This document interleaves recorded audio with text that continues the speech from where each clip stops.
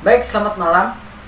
Karena saya record sekarang sudah malam, jadi saya ucapkan selamat malam. Baik, perkenalkan, nama saya Adrianus Inka Anggara, Prodi Teknik Komputer dan kelas 19 TK 01, dan NIM saya 19830384. Oke, di sini saya akan membahas berita yang viral beberapa hari yang lalu, video yang berdurasi 19 detik yang dimana menampilkan wajah seseorang yang diyakini mirip artis, yaitu Giselle. Nah, entah dari mana peredarannya, namun video ini akhirnya beredar di Twitter, bahkan sampai trending 1 di Indonesia. Meski banyak orang yang meyakini orang dalam video tersebut hanya sekedar mirip dengan Giselle, namun banyak juga yang berekspekulasi meyakini bahwa sebaliknya.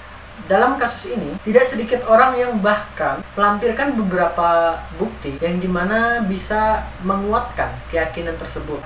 Jika kita berpatokan dengan bukti-bukti tersebut yang beredar di beberapa platform seperti YouTube maupun Twitter, bahkan Instagram, ada beberapa cocok logi yang sering kita temukan dalam video-video YouTube ataupun di Instagram maupun di Twitter. Ada dua cocok logi yang menjadi dasar keyakinan dari netizen-netizen di Indonesia, yaitu bahwa orang yang di dalam video tersebut merupakan Giselle.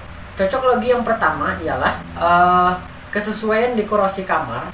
Jadi dia memiliki kamar yang kemungkinan besar sama persis dengan yang ada di video yang berdurasi 19 detik tersebut.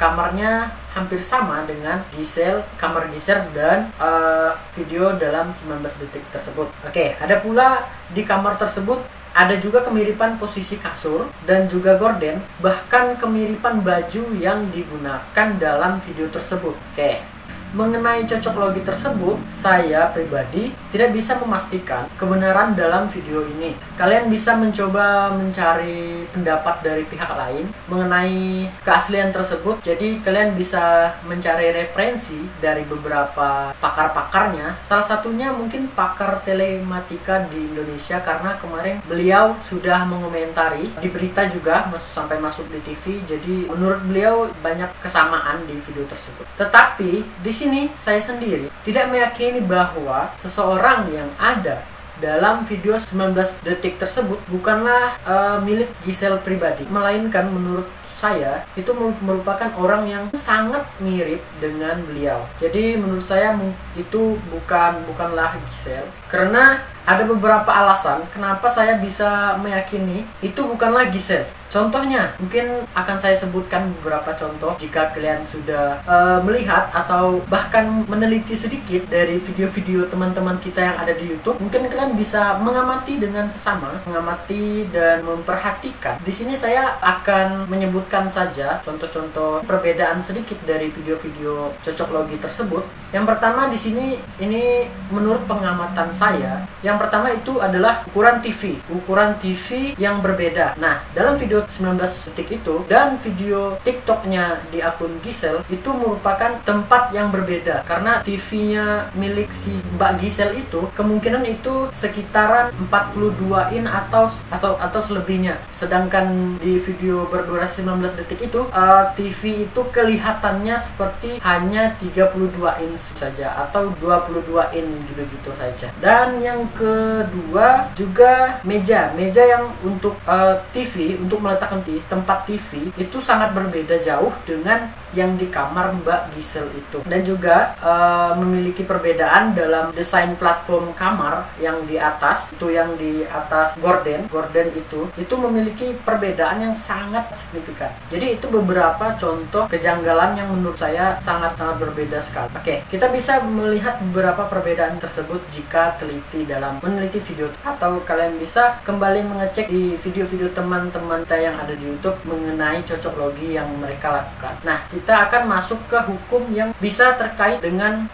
konten tersebut. Yang pertama ini adalah penyebar video. Nah, penyebar video ini bisa dikenakan pasal yang mengatur tentang video bermuatan asusila atau pencemaran nama baik, atau menyebar luaskan video bermuatan pornografi. Di antaranya bisa dijerat pasal Undang-Undang ITE dan Undang-Undang Pornografi. Oke, yang kedua, pemeran dari video tersebut. Nah, pemeran video tersebut juga bisa dijerat hukum juga, bisa dikenakan dengan Undang-Undang Undang-Undang ITE juga, yaitu pada pasal 4 ayat 1 Undang-Undang Pornografi. Mungkin untuk selengkapnya saya akan menampilkan slide di samping. Yang ketiga itu penonton dan atau pengakses video. Pengakses video juga bisa dikenakan pada pasal 5 Undang-Undang Pornografi yang mengatur setiap orang dilarang meminjamkan atau mengunduh pornografi sebagaimana yang dimaksud dalam pasal 4 ayat 1, sebab pasal 5 Undang-Undang Pornografi enggak memuat unsur menonton itu dilarang,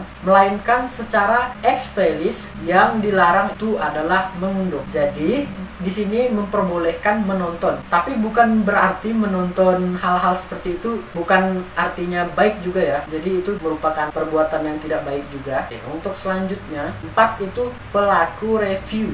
Oke, pelaku review video porno juga bisa dijerat dalam Undang-Undang ITE pasal 5. Oke, karena dia juga menonton dan bahkan menyebarluaskan. Ya, walaupun isi konten tersebut sedikit berbeda dari yang sebenarnya. Nah, jadi reviewer yang ada di YouTube itu bisa dikenakan pasal juga, pasal 5 ya. Karena kenapa? Karena mereka juga ikut meng-share juga, memberitahukan juga kepada orang. Jadi membuat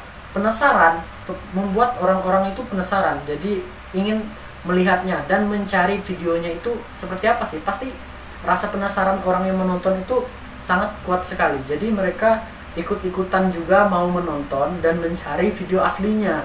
Dan pelaku forensik yang berwenang, oke, ya ini di pihak ini ya, pelaku forensik ya. Jadi pelaku forensik yang berwenang dalam kasus seperti ini itu ialah, ini menurut saya ya, yang pertama itu polisi, yang kedua itu jaksa penuntut umum, dan juga bisa saja pengacara dari pelaku tersebut atau dari pihak yang berwenang dalam atau ada sangkut pautannya dengan konten tersebut. Oke.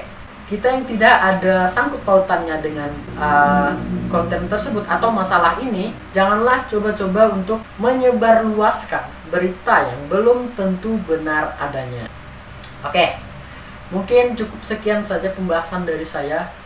Saya mohon maaf jika ada kesalahan kata atau bagaimana, atau penyimpangan dalam kontennya itu atau tidak baik mana gitu. Saya mohon maaf. Oke, mungkin sekian dari saya.